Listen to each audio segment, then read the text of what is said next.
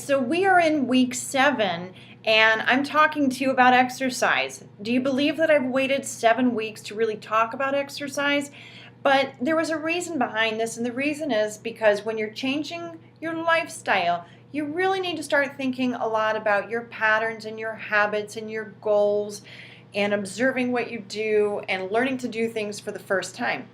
So now that we are in week 7, I want to talk to you about what actually is exercise and what are the recommendations. First of all, the American College of Sports Medicine says that you need to exercise 5 days a week for 30 minutes at a moderate intensity. However, if you ramp up that activity level, that intensity, to hard, then you can actually do 20 minutes 5 days a week. All right, so there's a little trade-off there. The ACSM also says that if you need to get your exercise in 10 minutes in the morning, 10 minutes at lunch, and 10 minutes in the evening, that counts. I personally think that counts as well, but I'd like to see you try to get a longer distance 30-minute workout in, or even longer, because that builds up your aerobic endurance. And when you're getting your exercise in these little 10-minute chunks, you don't really have the time to get that endurance built up. It is helping your heart, though, so don't get me wrong. So exercise is comprised of cardiovascular, strength training, flexibility, and then balance, or motion control, if you will. Cardiovascular is what we've just talked about that, and you can see I'm wearing my zoning shirt right now, zoning, and I use the heart rate monitor, the Blink heart rate monitor, and if you haven't yet, then I give another plug for the zoning book too. And these are some really great tools to help you get, if you've never exercised before in your life, I'll tell you what, this zoning book tells you everything about how to exercise, and it couldn't be easier than using colors, blue, yellow, and red. So that's how you do the cardiovascular piece. Now, strength training is building up strength in your muscles. So, you show the guns out here. It's being able to raise your arms up above your head, being able to raise, heavy objects up, and be able to have the strength. Now, the strength in the muscles is what supports your joints. So if I look at my elbow here, it's the strength here in your bicep and tricep and in your forearm here that actually makes this elbow work. If I'm working on the shoulder joint, well, up and down, right? And I'm stretching my muscles and they're strong to actually protect this shoulder joint.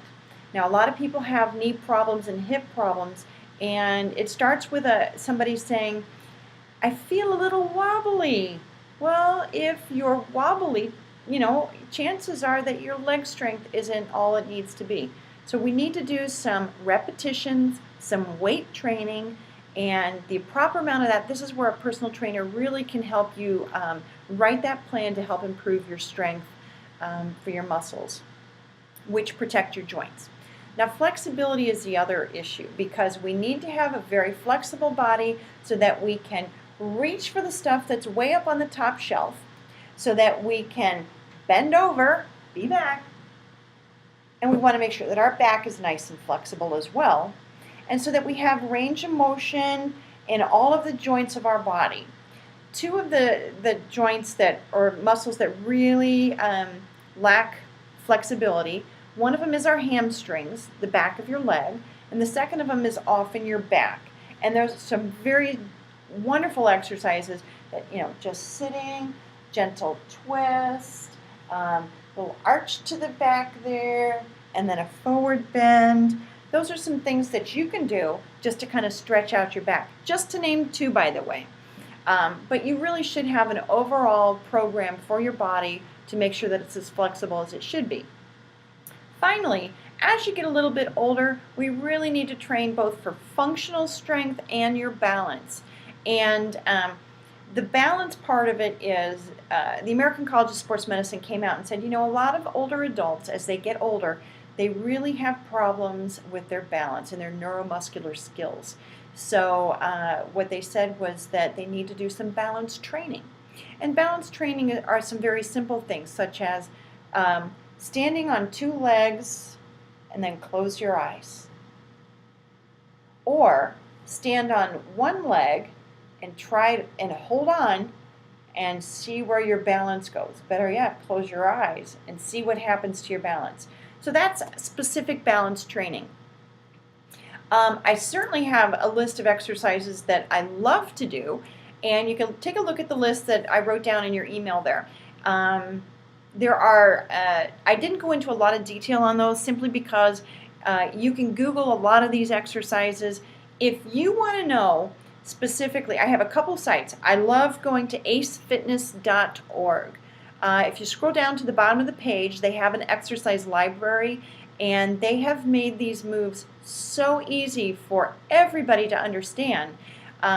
They have beginner moves, intermediate moves, and advanced moves, and you can sort them according to level if you want. You can pick on arm moves, and it will show you a variety of different arm moves. You can type in a muscle, or you can just click on it, and they'll show you a picture, and they'll usually show you a little video clip on how to do it.